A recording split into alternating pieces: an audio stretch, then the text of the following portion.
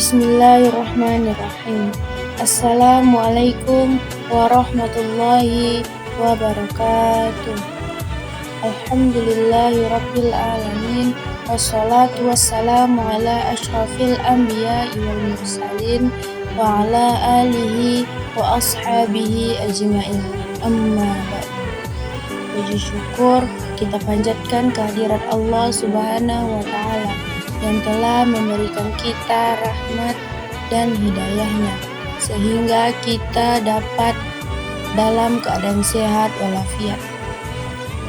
Sholawat serta salam tidak lupa kita hantarkan kepada roh junjungan kita Nabi Muhammad SAW sekurang-kurangnya dengan lafaz Allahumma sholli ala sayyidina Muhammad wa ala ali sayyidina Muhammad. Teman-teman semua, saya akan menjelaskan tentang sejarah Fathu Mekah.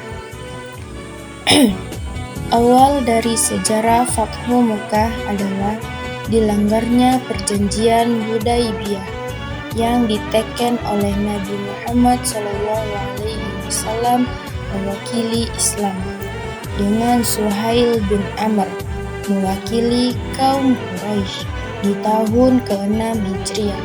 Salah satu poin pentingnya adalah kesepakatan untuk melakukan gencatan senjata selama 10 tahun. Namun, perjanjian itu dilanggar kaum Quraisy yang membantu Bani Bakr menyerang dan membantai Bani Khuza'ah, sekutu umat Islam. Setelah tragedi itu, perwakilan Bani Khuza'ah menghadap Nabi Muhammad di Madinah dan menceritakan pengkhianatan kaum Quraisy di Mekah. Akibat pengingkaran kaum Quraisy itu, Nabi Muhammad segera menyiapkan 10.000 pasukan untuk menaklukkan Mekah. Meski menyiapkan pasukan dengan jumlah besar, Nabi tidak menghendaki adanya peperangan. Ia bahkan berpesan agar pasukannya tidak menyerang kecuali dalam keadaan terpaksa. Pasukan Muslim dapat menaklukkan Mekah tanpa perlawanan, berarti dari kaum Quraisy yang kalah jumlah pasukan. Setelah dilanggarnya perjanjian Hudaybiyah, Nabi segera menyiapkan pasukan untuk memasuki kota Mekah. Mendengar arahan dari Nabi itu, para sahabat pun bersorak gembira karena akan memasuki dan menaklukkan kota Mekah. Salah satu pemimpin pasukan, Sa'ad bin Ubadah radhiyallahu anhu, pembawa bendera dengan lantang mengatakan, "Hari ini adalah hari pembalasan dan penghabisan mereka," katanya dengan berapi-api. Namun, Nabi tidak sependapat dengan Sa'ad. Ia meminta Ali bin Abi Thalib radhiyallahu anhu untuk menegur Sa'ad dan mencopotnya sebagai panglima pembawa bendera.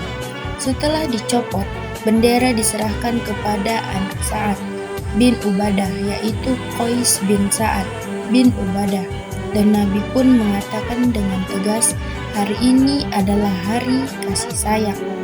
Tegas Nabi SAW dengan penuh haru. Di tengah misik merebut kota Mekah, banyak orang-orang Quraisy datang memasuki perkemahan umat Islam untuk bernegosiasi. Mereka meminta Nabi untuk mundur, karena ini masalah dengan Bani Khuza'ah, bukan dengan Nabi. Namun, Nabi Muhammad SAW tetap bergeming karena kaum Quraisy sendiri yang telah melanggar dan membunuh orang-orang Khuza'ah. Negosiasi tidak berhasil, tetapi Nabi Muhammad SAW memberi jaminan keamanan kepada semua orang Quraisy yang tidak menghunus pedang dan mau tetap tinggal di rumahnya, atau memasuki rumah Abu Sufyan, atau memasuki Masjidil Haram. Semua orang akan dijamin aman.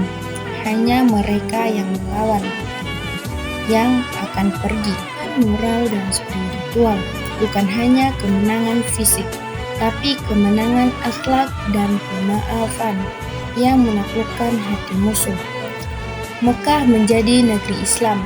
Mekah berubah dari pusat kekufuran menjadi pusat keimanan, mendorong kabilah-kabilah Arab lainnya masuk Islam, menegakkan kehormatan Islam, menegaskan kembali kesucian Mekah, dan menegakkan kehormatan umat muslim setelah pengkhianatan Quraisy.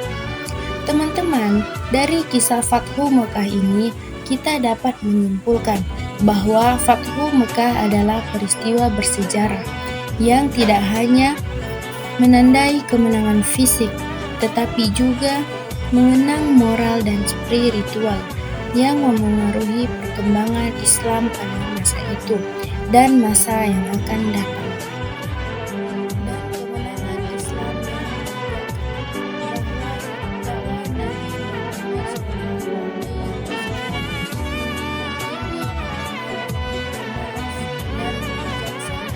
Baiklah, sekian dari saya. Bila ada kata dan pembahasan yang keliru, saya mohon maaf. Kepada Allah saya mohon ampun. Saya akhiri, wabillahi taufiq wal hidayah. Wassalamualaikum warahmatullahi wabarakatuh.